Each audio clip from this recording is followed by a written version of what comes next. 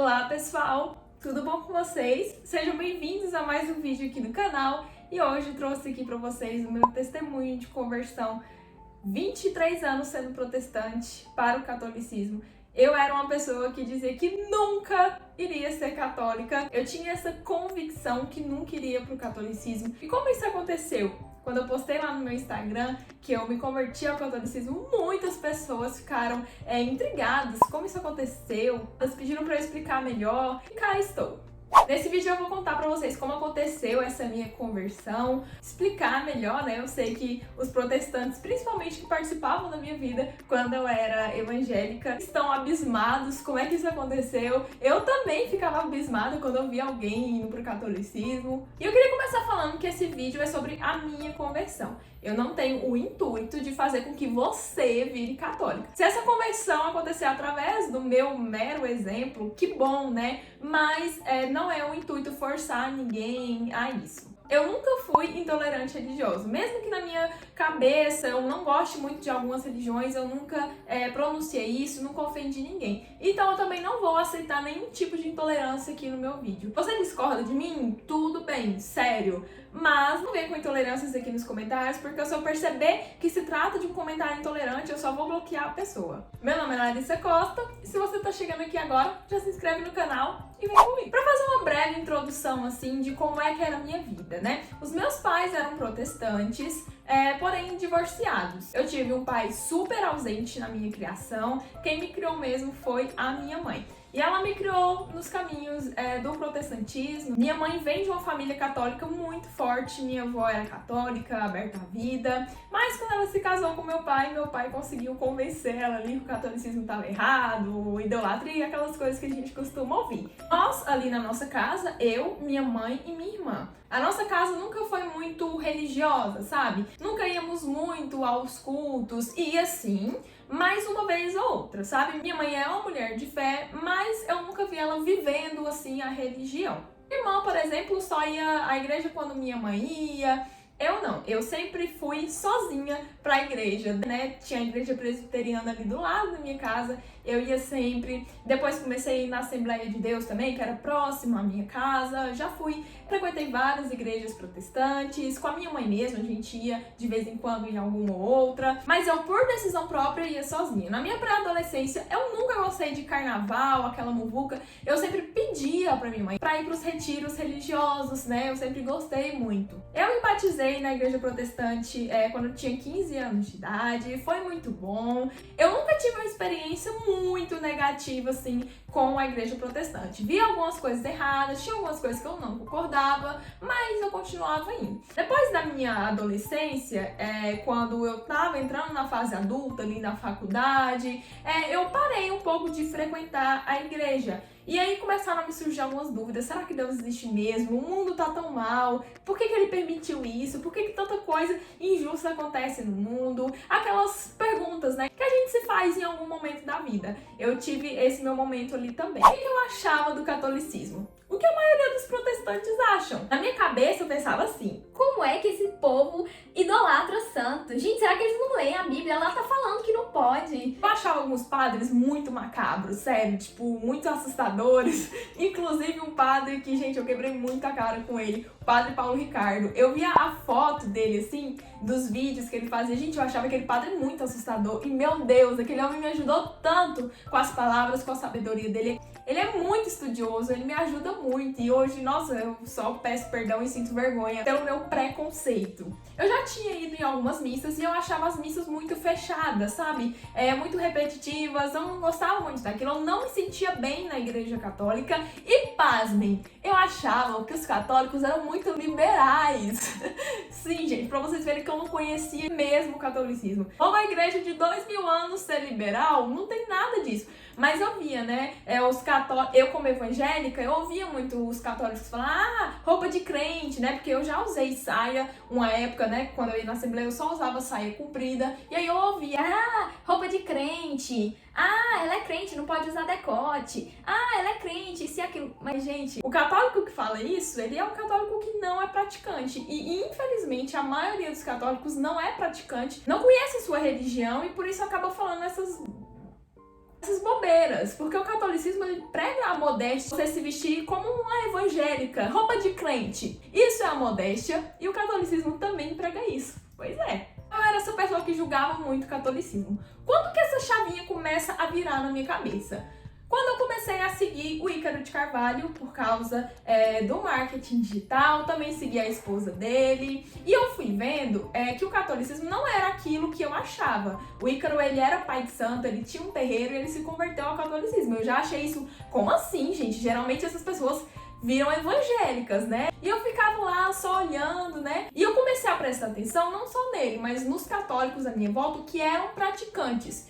E eu comecei a ver que o catolicismo era diferente do que eu imaginava. Eu achava, por exemplo, padres pessoas muito distantes. E eu comecei a ver, né, a Ana, a esposa do Ícaro, postando o padre lá na casa dela, almoçando, eles convidavam eles. Então o padre era uma pessoa muito distante, porque na minha família, ali na minha casa, era distante. Um primo meu virou padre, hoje ele é o Frater Edson Maria Costa. E foi outra coisa que eu me peguei julgando também. Gente, meu primo, né, médico veterinário, tava fazendo mestrado, ele todo bonitão ali, cowboy, cheio das gatinhas, como é que esse homem vai virar padre? Foram acontecendo uns pequenas rachaduras assim na minha mente, até que ela foi se abrindo. Nessa época eu pensava, ok, o catolicismo não é como eu pensava, mas tudo bem, não quero ser católica de jeito nenhum. Até que eu engravidei. Meu esposo, ele é católico, mas ele não era praticante. Ele chegou, inclusive, aí algumas vezes, né? Eu disse que eu não frequentava tanto a igreja protestante nos últimos anos, mas eu ia uma vez ou outra ali. E meu esposo ia comigo também. Até que um dia, ele conhecendo melhor também o catolicismo, porque como eu disse pra vocês, a maioria não conhece o catolicismo como ele é de fato, ele disse que ele não ia mais na igreja protestante. A gente sempre falava com o outro, a gente precisa ir mais na igreja, a gente precisa ir mais na igreja, mas nunca ia. E era na igreja protestante. Ele disse, não vou mais, vou voltar ao catolicismo. E eu falei, meu Deus, o que eu vou fazer agora? Eu não vou ser católica, mas eu tô grávida. E como é que eu vou fazer com meu filho? O mundo espiritual, ele já é muito complicado. E como eu vou criar meu filho com essa bagunça na cabeça dele? Ele vê o pai fazendo uma coisa, a mãe fazendo outra. Isso não vai dar certo. A chance do meu filho se desviar dos caminhos de Deus é muito grande. E aí eu comecei um processo de estudo. Eu estudei muito as coisas que eu duvidava, a questão dos santos. E eu comecei a entender, ok, eu sei que não é errado, eu entendi o papel dos santos, entendi quem eles são, entendi a questão da missa, por que a missa é tão fechada. Mas eu ainda não me sinto bem. Eu não amo o catolicismo. Como eu vou me converter para uma coisa só por causa da minha família? E aí eu fui pedir ajuda. Até esse momento, meu esposo não sabia que eu estava estudando catolicismo, que eu estava pensando essas coisas. Eu não falei nada para ele. Nós moramos em Goiânia, na capital, mas nós somos do interior, de Porangatu. E lá eu conheci algumas pessoas católicas, inclusive a Jordana Zambianco, é a jovem mais católica que eu conheço, assim, que realmente vive a religião. E eu chamei ela pra conversar. Eu falei, Jordana, você pode tirar minhas dúvidas? Eu tô em um conflito muito grande. E aí eu expliquei a história pra ela. Então, eu entendo que a igreja católica não é errada, eu entendi o papel dos santos, mas eu ainda não consigo gostar do catolicismo. É pecado eu me converter só por causa do meu filho, só por causa da minha família? Na verdade, eu fiquei em dúvida se isso era pecado ou se eu estava tendo uma atitude nobre, né? Em abrir mão dos meus achismos, dos meus sentimentos, para criar o meu filho. Vou explicar melhor no final as diferenças entre o catolicismo e o protestantismo, mas o que eu achava muito bonito na igreja católica é que ela é única. Não importa se eu vou aqui no meu bairro, ou se eu vou lá em São Paulo, ou se eu vou em qualquer lugar do mundo. A igreja católica, ela é una, ela é católica, né? A igreja como Jesus queria que fosse. O protestantismo tem muitas inconsistências, tem muita coisa diferente, sabe? São muitas interpretações diferentes. Como eu vou criar meu filho indo numa igreja aqui, aí o pastor se muda, chega outro e é outra coisa completamente diferente, interpretação. Como é que eu vou criar meu filho nessa bagunça? Eu entendi que o catolicismo era o melhor para criar ele. Ela disse que na visão dela eu tava tendo uma atitude nobre, né, em fazer isso pela minha família. E ela me falou uma coisa muito importante: não se ama aquilo que não se conhece. Ela falou, Larissa, não tem como você amar a igreja católica sem você conhecer, né, sem você viver aquilo. E aí eu entendi, eu falei, tá bom. Foi nesse momento, depois dessa conversa, que eu cheguei pro meu esposo e contei tudo que eu tava pensando. Eu falei, eu quero ir pra missa, vamos? E aí ele falou, nossa, ele ficou surpreso, né? Porque eu falei pra ele também que eu nunca seria católica. E aí nós começamos a ir à missa. E aí, quando eu comecei na missa, aconteceu uma coisa de Deus mesmo. Ele colocou nas nossas vidas um padre, o Padre Ricardo. E, gente, o que é aquilo? Eu sentia Deus através das palavras daquele homem. A cada palavra dele eu sentia Deus tocando no meu coração, meu esposo também. A gente amava ir na missa, gente. Eu chegava domingo, eu ficava ansiosa pra ir logo. O que ele vai falar hoje? A liturgia da palavra desse domingo aqui em Goiânia foi a mesma lá no Rio de Janeiro, lá no Nordeste, a mesma. Mas ele não era aquele padre totalmente fechado que só celebrava a missa e pronto, sabe? Ele conversava um pouco, explicava pras pessoas. Lembra que eu achava padres macabros? Pois é, e foi através da boca de um padre que eu senti a presença de Deus mais forte, assim. Mais forte do que todos os outros que eu já fui, os pastores, do que todas as igrejas. Eu já fui em muitas igrejas protestantes, mas nenhum assim comparou ali com o que ele falava. Ele falava o que eu precisava ouvir a cada momento, e isso fortaleceu muito a minha fé. Depois eu tive a minha fé colocada à prova e, graças a Deus, eu me mantive. E aí aconteceu o que a Jordana falou. Quanto mais eu estudava, mais eu amava aquilo. Na verdade, eu estudava não, né? Quanto mais eu estudo, eu ainda estudo muito, ainda tenho muito o que aprender. Sabe o que aconteceu? Nesses meus estudos, eu descobri que não era que eu não conhecia o catolicismo, eu também não conhecia o protestantismo, como ele surgiu. Eu tinha assistido o filme de Martinho Lutero, né, que eles passaram ali na escola, eu estudei em escola evangélica presbiteriana por muitos anos da minha vida, a maior parte dos meus estudos foi lá. Então a gente assistia aquele filme lá do Martinho Lutero, das indulgências, falando, meu Deus, essa igreja católica é um absurdo, Martinho Lutero, nossa, certíssimo, viva! E aí eu fui estudar a vida de Lutero, né, e aí fui ver que não era bem assim como era naquele filme. Aquele filme tava mostrando uma visão, um lado da história, não estava mostrando o outro. Quanto mais eu estudo, mais eu tenho certeza que a Igreja Católica é a igreja deixada por Deus, né? Pedro foi o primeiro papa, aquele Pedro que Deus disse, tu és Pedro e sobre tua pedra edificarei minha igreja. Jesus entregou para Pedro as chaves do céu, né? Tudo que ligares na terra estará ligados no céu, tudo que desligares na terra estará desligado no céu. Gente, eu terminei de gravar o vídeo e vi que faltou uma parte muito importante para eu falar aqui, que é sobre o casamento. Na Igreja Católica não existe divórcio. Tipo, não deu certo aqui, vou me divorciar, não tô feliz, vou me divorciar. Existe divórcio em casos de agressões, enfim, casos muito, muito específicos. Inclusive, dia 30 de outubro vai ser o meu casamento religioso, nós somos casados somente no civil. Quando você casa na igreja católica ou evangélica, você está prometendo diante de Deus amar, respeitar, ser fiel àquela pessoa na alegria e na tristeza, na saúde e na doença, na riqueza e na pobreza, todos os dias da sua vida, até que a morte o separe. A Igreja Católica leva esse compromisso muito a sério e por isso você não pode se casar 2 vezes na Igreja Católica, a não ser que você seja viúvo. A Igreja Evangélica defende a família sim, pelo menos nas que eu ia, não falava pra você se separar por qualquer briguinha, mas se você quiser se casar de novo, eles aceitam. Isso pra mim, gente, não faz nenhum sentido. Como você jura diante de Deus, você, por livre e espontânea vontade, ninguém tá te obrigando a ser fiel todos os dias da sua vida, e aí você separa e casa com outra. O próprio Jesus disse que isso é adultério. Se um homem deixa sua mulher e se casa com outra, isso é adultério. Larissa, mas você tá dizendo que as pessoas não podem ser felizes de novo? Pode, mas se você não vai honrar a sua palavra diante de Deus, então não se casa, porque é pra ser pra sempre. Isso é um assunto muito complexo e completo pra outro vídeo, mas eu não podia deixar de falar isso aqui. Quero explicar pra vocês de forma breve as minhas objeções antigas e a resposta que eu encontrei pra elas.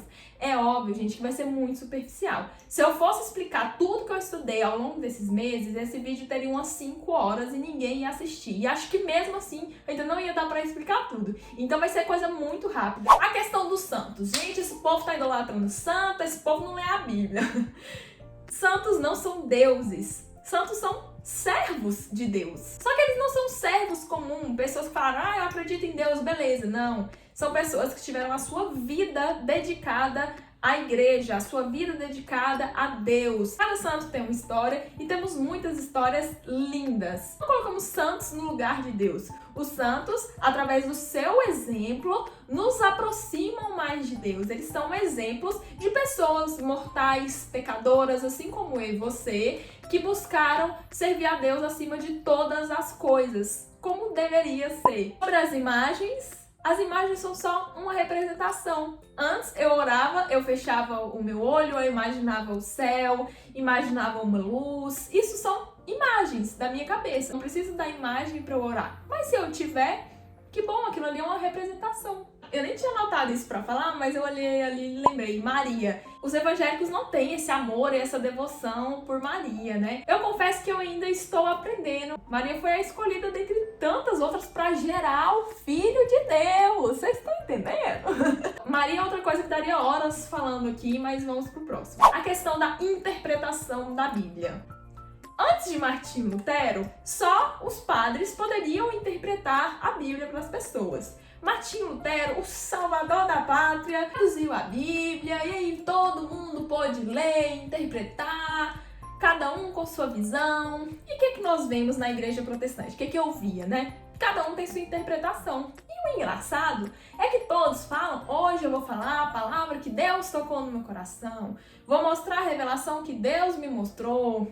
É impossível Jesus revelar interpretações totalmente diferentes de uma mesma palavra. Não tem como isso acontecer. Mas o que a gente vê na prática é isso. Cada um tem sua interpretação. Dentro do protestantismo, né, dentro das igrejas evangélicas, né, vamos reduzir mais ainda, nós vemos muitas interpretações erradas.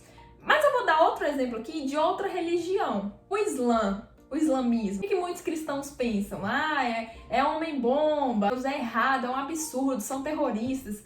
O Islã prega paz, Islã significa paz. Mas nós temos lá alguns textos, né, dentro do Alcorão, que dependendo da sua interpretação, realmente você vai entender que é para sair matando quem não é muçulmano.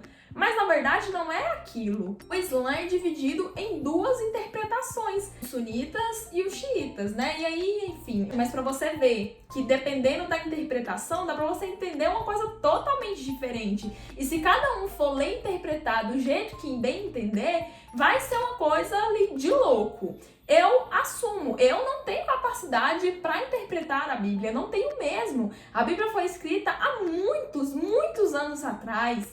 Para você entender a Bíblia, você precisa entender o contexto que ela foi escrita. Muita gente só pega uma frase da Bíblia e faz a interpretação errada. Para você conseguir interpretar a Bíblia, você precisa ter muitos anos de estudo. Não é simplesmente olhar e ler. Nem todo padre é santo. Aliás, pouquíssimos são. Na história da Igreja Católica, tiveram muitos padres corruptos, existem até hoje, né? Mas isso não é exclusivo só do catolicismo. No protestantismo também tem.